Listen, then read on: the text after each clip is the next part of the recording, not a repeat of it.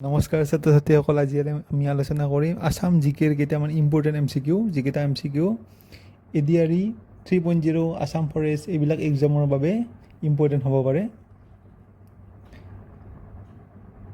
আহকচোন চাওঁ আমি প্ৰথম কুৱেশ্যনটো। আপোনালোকে লিখি যাব পাৰে কুৱেশ্যনকেইটা একেলগে। প্ৰথমটো কুৱেশ্যন, অসমৰ আটাইতকৈ পুৰণি তৈলক্ষেত্ৰখন ক'ত অৱস্থিত? নুনমাটি, ডিগবৈ, দুলীয়াজান, মৰাণ। কোনটো শুদ্ধ উত্তৰ হ'ব? শুদ্ধ উত্তৰ হ'ব আমাৰ ডিগবৈ। এই ডিগবৈ তৈলক্ষেত্ৰখন 1889 চনত ডিগবৈত এছিয়াৰ প্ৰথমটো তেল খুব খন্দা হৈছিল। এইটো ইম্পৰ্টেণ্ট, আপোনালোকে মনত ৰাখিব, যাক তেল নগৰী বুলিও জনা যায়। চনটো মনত ৰাখিব আৰু তেল নগৰী বুলি জনা যায় বুলি মনত ৰাখিব। এনেকৈ কুৱেশ্যন আহিব পাৰে।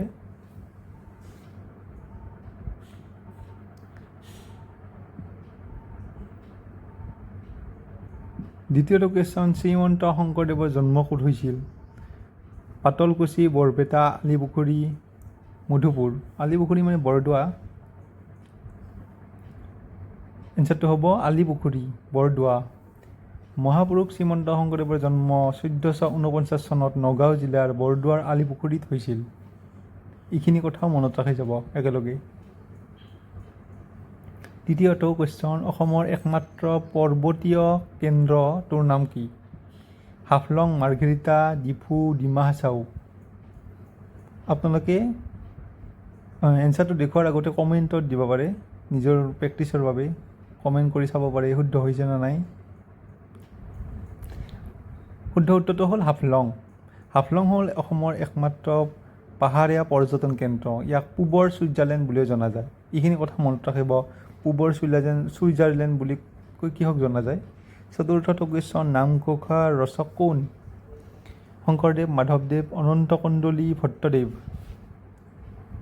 কমেণ্ট কৰকচোন শুদ্ধ উত্তৰটো। শুদ্ধটো হৈছে মাধৱদেৱ। শ্ৰীমন্ত শংকৰদেৱৰ প্ৰিয় শিষ্য মাধৱদেৱে নামঘোষা ৰচনা কৰিছিল। ইয়াত 1000টা ঘোষা আছিল। এই নামঘোষাক 1000টা ঘোষা থকাৰ বাবে হাজাৰী ঘোষা বুলিও কোৱা হয়। কাজিৰঙা ৰাষ্ট্ৰীয় উদ্যান কিমান চনত বিশ্ব ঐতিহ্য ক্ষেত্ৰ হিচাপে স্বীকৃতি পাইছিল? 1974, 1985, 2005, 1950। কোনটো হ'ব শুদ্ধ উত্তৰ?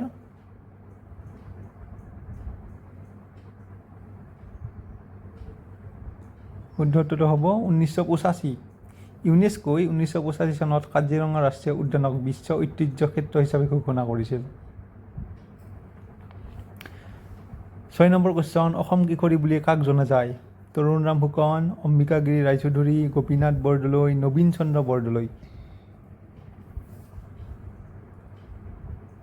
শুদ্ধ উত্তৰ কোনটো হ'ব শুদ্ধ উত্তৰ?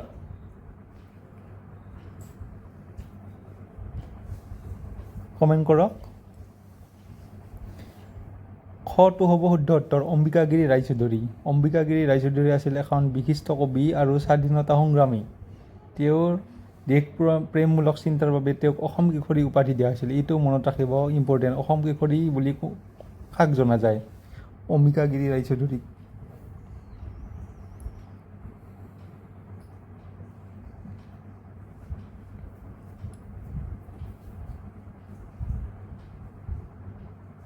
সাত নম্বৰ কুৱেশ্যন, কোনটো বছৰত অসমীয়া ভাষা চৰকাৰী ভাষা হিচাপে স্বীকৃতি পাইছিল?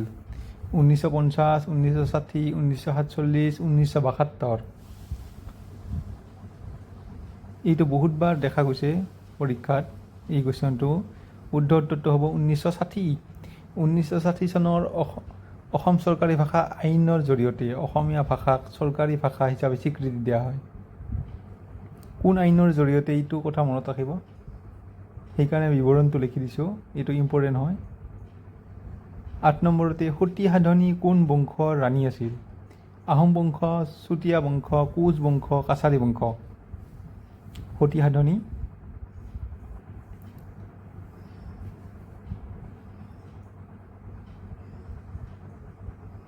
এইটো অসম বুৰঞ্জীৰ এটা কুৱেশ্যন।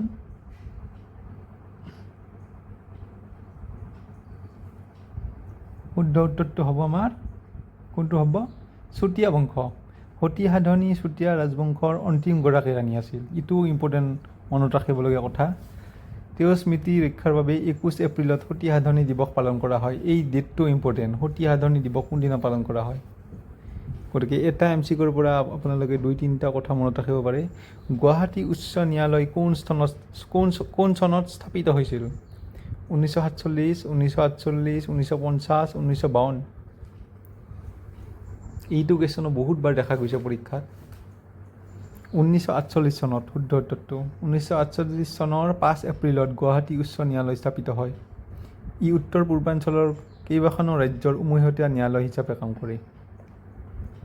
10 নম্বৰ প্ৰশ্ন, অসমৰ প্ৰথমগৰাকী জ্ঞানপীঠ বঁটা বিজয়ী ব্যক্তিজন কোন? বীৰেন্দ্ৰ কুমাৰ ভট্টাচাৰ্য, ইন্দিৰা গোস্বামী, ডক্টৰ ভূপেন হাজৰিকা, মামণি ৰয়ছম গোস্বামী। কোনটো হ'ব? বহুত ইম্পৰ্টেণ্ট কুৱেশ্যন এইটো। আপোনালোকে কমেণ্ট কৰক যদি পাৰে। নিজৰ প্ৰেক্টিচৰ বাবে কমেণ্টটো কৰি যাওক। ক নম্বৰটো হ'ব শুদ্ধ উত্তৰ বীৰেন্দ্ৰ কুমাৰ ভট্টাচাৰ্য। 1979 চনত মৃত্যুঞ্জয় উপন্যাসৰ বাবে, এইটো ইম্পৰ্টেণ্ট, কিহৰ বাবে পাইছিল? তেখেতে অসমৰ ভিতৰত প্ৰথমবাৰলৈ জ্ঞানপীঠ বঁটা লাভ কৰিছিল।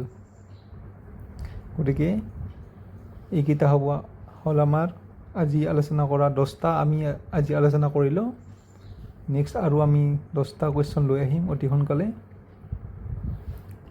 ভিডিঅ'টো যদি ভাল লাগিছে লাইক কৰি দিব আৰু কমেণ্ট কৰি দিব, শ্বেয়াৰ কৰি দিব আৰু চবচে ইম্পৰ্টেণ্ট চেনেলটো ছাবস্ক্ৰাইব কৰি দিব। ধন্যবাদ।